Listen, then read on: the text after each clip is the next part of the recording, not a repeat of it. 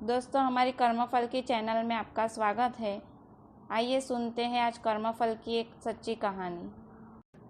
रमेश चंद्र शर्मा का पंजाब के खन्ना नामक शहर में एक मेडिकल स्टोर था, जो कि अपने स्थान के कारण काफ़ी पुराना और अच्छी स्थिति में था। लेकिन जैसे कि कहा जाता है कि धन एक व्यक्ति के दिमाग को भ्रष्ट कर देता है, और यही बात रमेश चंद्र जी के साथ भी घटित हुई। रमेश जी बताते हैं कि मेरा मेडिकल स्टोर बहुत अच्छी तरह से चलता था और मेरी आर्थिक स्थिति भी बहुत अच्छी थी। अपनी कमाई से मैंने ज़मीन और कुछ प्लॉट खरीदे और अपने मेडिकल स्टोर के साथ एक क्लिनिकल लेबोरेटरी भी खोली।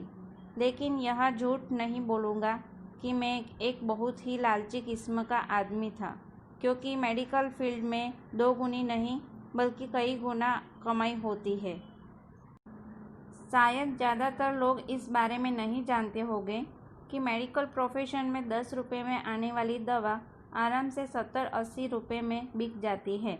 लेकिन अगर कोई मुझसे कभी 2 रुपये में भी कम करने को कहता तो मैं ग्राहक को मना कर देता। खैर, मैं हर किसी के बारे में बात नहीं कर रहा हूँ, सिर्फ अपनी बात कर रहा हूँ। वर्ष 2008 में गर्मी के दिनों में एक बूढ़ा व्यक्ति मेरे स्टोर में आया। उसने मुझे डॉक्टर की पर्ची दी। मैंने दवा पढ़ी और उससे निकाल दिया। उस दवा का बिल 560 रुपये बन गया। लेकिन बूढ़ा सोच रहा था। उसने अपनी सारी जेब खाली कर दी, लेकिन उसके पास कुछ 180 रुपये थे। मैं उस समय बहुत गुस्से में था, क्योंकि मुझे काफ़ी समय लगाकर उस बूढ़े व्यक्ति की दवा निकालनी पड़ी थी और ऊपर से उसके पास पर्याप्त पैसे भी नहीं थे। बूढ़ा दवा लेने से मना भी नहीं कर पा रहा था। शायद उसे दवा की सख्त ज़रूरत थी। फिर उस बूढ़े व्यक्ति ने कहा, मेरी मदद करो, मेरे पास कम पैसे हैं और मेरी पत्नी बीमार है। हमारे बच्चे हमें पूछते नहीं हैं। मैं अपनी पत्नी को इस तरह वृद्धावस्था में मरते हुए नहीं देख सकता। लेकिन मैंने उस समय उस बूढ़े व्यक्ति की बात नहीं सुनी और उसे दवा वापस छोड़ने के लिए कहा।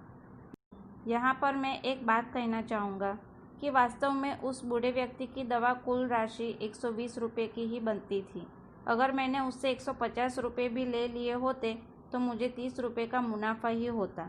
लेकिन मेरे लालच ने उस बूढ़े लाचार व्यक्ति को भी नहीं छोड़ा।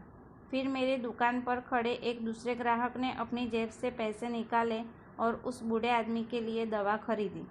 लेकिन उसका भी मुझ पर कोई असर नहीं हुआ।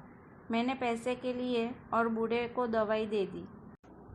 समय बीतता गया और वर्ष 2009 आ गया। मेरे इकलौते बेटे को ब्रेन ट्यूमर हो गया।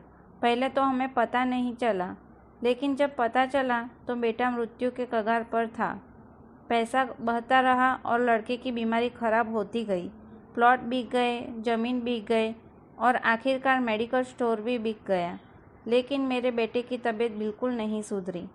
उसका ऑपरेशन भी हुआ और जब सब पैसा ख़त्म हो गया तो आखिरकार डॉक्टर ने मुझे अपने बेटे को घर ले जाने और उसकी सेवा करने के लिए कहा। उसके पश्चात 2012 में मेरे बेटे का निधन हो गया। मैं जीवन भर कमाने के बाद भी उसे बचा नहीं सका।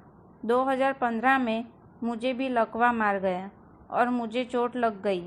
आज जब मेरी दवा आती है तो उन दवा पर खर्च किया गया पैसा मुझे काटता है, क्योंकि मैं उन दवा की वास्तविक कीमतों को जानता हूँ। एक दिन मैं कुछ दवाई लेने के लिए मेडिकल स्टोर गया और 100 रुपये का इंजेक्शन मुझे 700 रुपये में दिया गया। लेकिन उस समय मेरी जेब में 500 रुपये ही थे।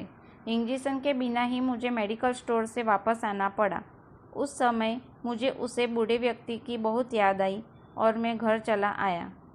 मैं लोगों से कहना चाहता हूँ कि ठीक है कि हम सभी के कमाने के लिए बैठे हैं, क्योंकि हर किसी के पास एक पेट है, लेकिन वैध तरीके से कमाएं।